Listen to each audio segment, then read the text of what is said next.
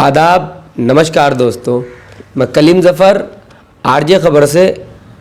कस्बे में शिक्षा की तरफ लोगों का रुझान बहुत कम दिखाई दे रहा है, इसलिए टीचर्स से बात करके क्या वजह है उसके बारे में जानकर और किस तरह एजुकेशन को आगे बढ़ाया जा सकता है, इस बारे में हमारी मुहिम है। हम लोगों टीचरों से मिल रहे हैं, जो काबिल लोग कस्बे के, उनसे बात कर रहे हैं किस तरह से क्या किया जा सकता है, और बहुत सारी बातें करते हैं जिससे एजुकेशन को, पब्लिक को एजुकेशन से जुड़ी बहुत सारी जानकारी मिल सके और उसका फ़ायदा उनको हो सके।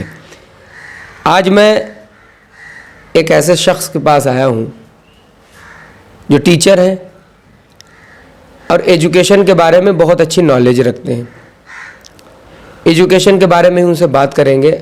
मेरे साथ इस वक्त जुड़े हुए हैं जनाब सालिम खां साहब, और उनसे गुफ्तगू करेंगे। एजुकेशन से जुड़ी हुई काफ़ी जानकारी आपके सामने लेके आएंगे अभी जब बात शुरू करेंगे। वीडियो के अंत तक आप लोग ज़रूर जुड़ें।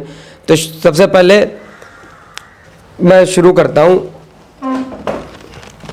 सालिम भाई, सबसे पहले ये है कि पहला सवाल छोटा सा यही रहेगा कि शिक्षा को कस्बे में कैसे बढ़ाया जा सकता है। बहुत बहुत शुक्रिया ज़फ़र भाई आपका कि ऐसे मुद्दों को उठाने के लिए। अगर यही मुद्दा बहुत पहले से उठते तो कस्बे की मतलब जो शिक्षा थी वो कुछ और ज़्यादा होती। ठीक है, शिक्षा बढ़ रही है और बढ़ेगी, लेकिन कुछ धीमी गति से बढ़ रही है।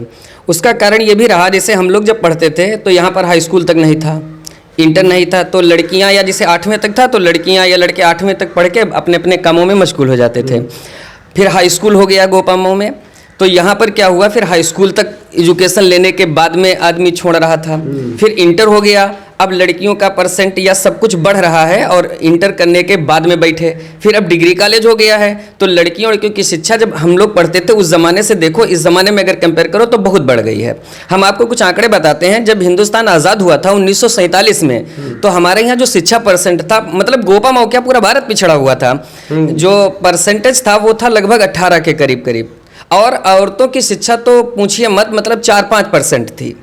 लेकिन जब 2011 की जनगणना हुई तो उसमें भारत का जो परसेंट हुआ वो 74%, और जो मतलब पुरुष साक्षरता वो लगभग 82% के, और जो महिला जो साक्षरता थी वो भी 65% पहुंच गई। जो वर्ल्ड का इस टाइम चल रहा है वो मतलब लगभग 86 है। तो हम बहुत ज़्यादा पिछड़े नहीं हैं, हालांकि मतलब आंखें खुली हैं, लेकिन अभी कुछ मतलब खूब कायदे से नहीं खुल पा रहे हैं। हाँ, अब वो भी एकदम हो भी नहीं सकता, जैसे कोई ऐसी चीज़ तो है नहीं एकदम बन जाए। हाँ, तो इसके लिए हाँ कोशिश रहेगी।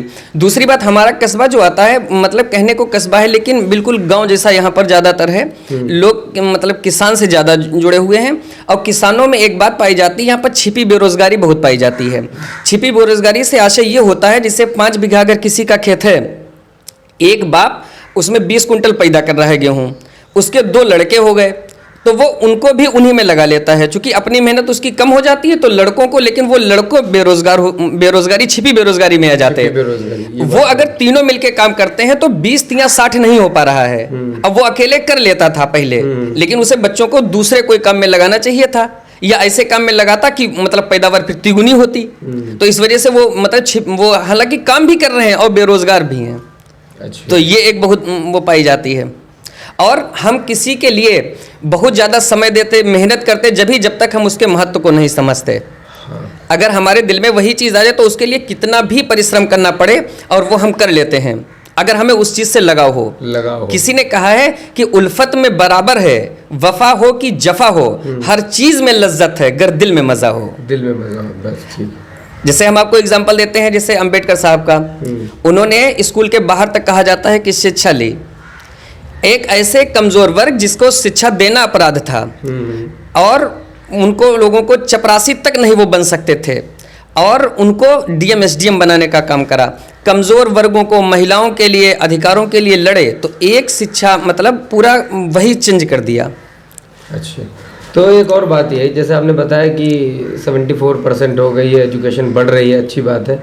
लेकिन अगर मैं कस्बे की बात कर रहा हूँ, आपने बहुत अच्छी इन्फॉर्मेशन दी।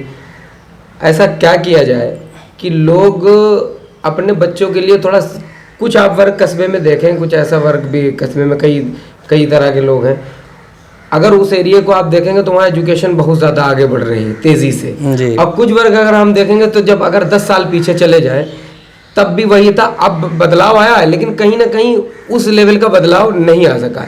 ऐसा क्या करना चाहिए, लोग जागरूक हों लोग, और कैसे आगे बढ़े, कैसे एजुकेशन में ज़्यादा फोकस करें? जागरूक होने के लिए सबसे बढ़िया जो पढ़ चुके हैं वो उसके महत्व को उन लोगों तक पहुंचा दें कि शिक्षा का देखिए इतना महत्व होता है। जैसे उनके सामने एग्जाम्पल दें कि अम्बेडकर ने देखो क्या क्या मतलब कहाँ से कहाँ पहुंचा दिया। कादर खान की हम आपको हिस्ट्री बताते हैं। उनके जो बाप थे वो बहुत जल्दी ख़त्म हो गए थे, उनकी माँ थी वो मजदूरी करती थी। तो जब ये 6-7 साल के हुए कादर खान तो ये भी जाने लगे मजदूरी करने के लिए। तो उनकी माँ ने कहा कहीं नहीं बेटा तुम पढ़ाई रखो, हम ही तुम्हें मजदूरी करके पढ़ाएंगे, और कहीं अभी तुम अगर 10 रुपया लाओगे पैदा करके तो ज़िंदगी भर 10 ही लाओगे। 10 लाओगे। और बाद में उन्होंने उनकी पढ़ाई जारी रखी तो वो फिर प्रोफेसर बने, फिर डायलॉग लिख के एक्टर बने, बहुत कुछ कर दिया। बहुत कुछ किया। तो हमें ऐसे लोगों की कहानियाँ पढ़ना चाहिए।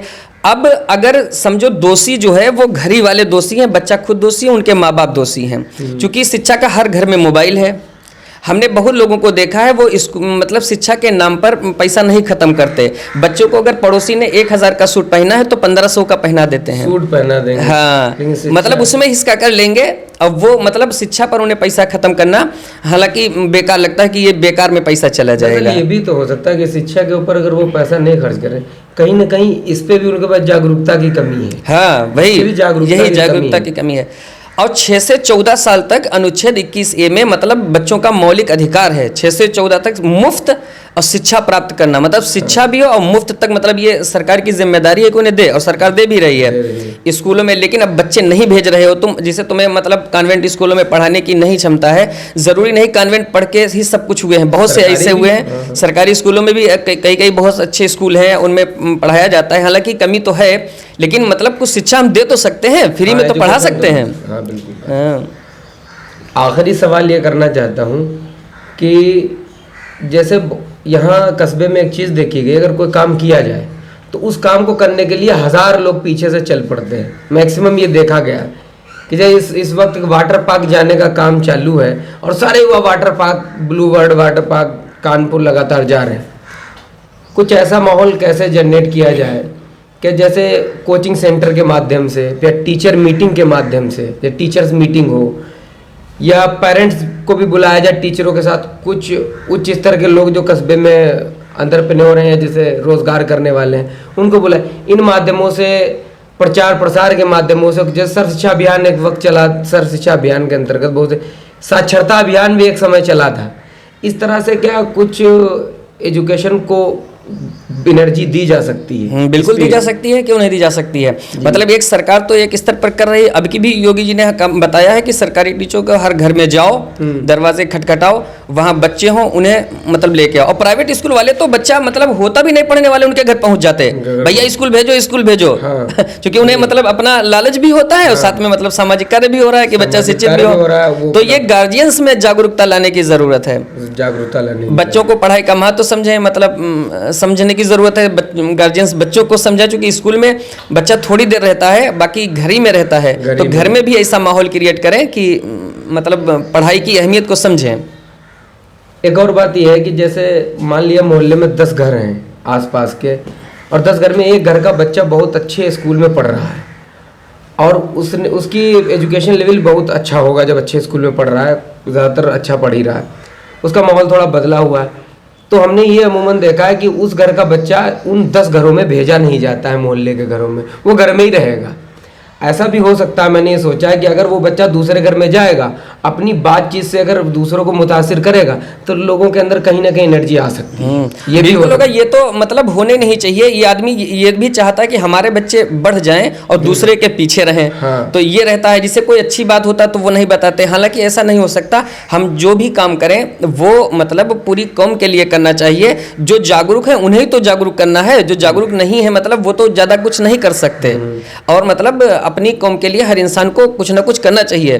बिना उसका फिर वो मतलब होना ही बेकार है। अगर वो इसका करेगा, ये ऊंचा उठ जाएगा, वो ऊंचा उठ जाएगा, ये थोड़ी दिमाग लगाना होता है। हम जिसे पढ़ाते हैं वो गैर का हो या अपना हो। जैसे जो अगर हमारा सगा भाई तक बैठा पढ़ रहा है या गैर बैठा पढ़ रहा है, तो अगर जो मतलब हम एक ही तरीके से पढ़ाएंगे, उसे अलग अलग थोड़ी पढ़ाया जाता। और मतलब अपनी कौम के लिए हर काम करना चाहिए। जो अपनी कौम का कुछ करती नहीं तदारुक, कौमे वो चंद रोज़ा दुनिया में मैं हम है। ये बात थी। तो हमारे साथ जुड़े हुए थे माशा सलीम साहब, जो एजुकेशन के क्षेत्र में लोगों को सेवाएं दे रहे हैं, निःशुल्क आपको राय भी देते रहते हैं, किसी तरह की आपको सलाह चाहिए होती तो सलाह भी देते रहते हैं, और काफ़ी समय से ये कार्य कर रहे हैं और बहुत ही सराहनीय कार्य है। कस्बे में इस तरह से लोग होने भी चाहिए और हैं भी काफ़ी लोग। लेकिन एक पॉइंट लास्ट में कहते हुए जाता हूँ मैं अभी कि दरअसल होता ये है यहाँ पर कि जो लोग पढ़ लिख जाते हैं या अच्छी पोस्ट पे हो जाते हैं तो वो यहाँ से पलायन कर जाते हैं। अगर वो कहीं ना कहीं, जैसे कुछ डॉक्टर्स हैं कस्बे में वापस आए, उन्होंने क्लिनिक शुरू किया है, या कुछ और लोग हैं, कहीं ना कहीं उनको देख के भी लोग जागरूक होते हैं, एजुकेशन की तरफ बढ़ने की कोशिश करते हैं। ये भी एक रीज़न है।